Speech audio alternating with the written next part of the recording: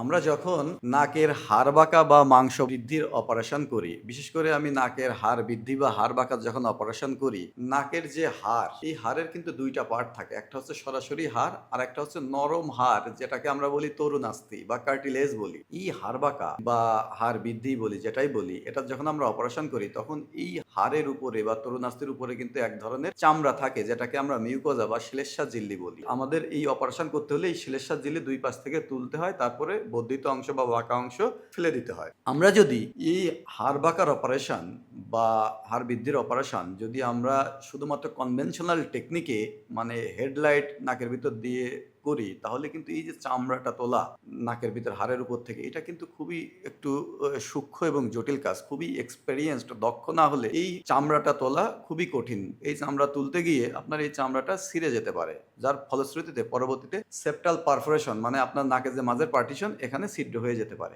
এইটা থেকে ওভারকামের জন্য সবচাইতে আধুনিক এবং সবচাইতে সুন্দর অ্যাপ্রোচ হচ্ছে এন্ডোস্কোপিক অপারেশন। আমরা যখন এন্ডোস্কোপিক নাকের হাড় বাঁকার অপারেশন করি, এন্ডোস্কোপিক এসএমআর বা সেপ্টোপ্লাস্টি করি, তখন কিন্তু আমরা অতি সূক্ষ্ম ক্যামেরা এইচডি বা 4K ক্যামেরা দিয়ে দেখে খুব সুন্দরভাবে এই চামড়াটা তুলতে পারি।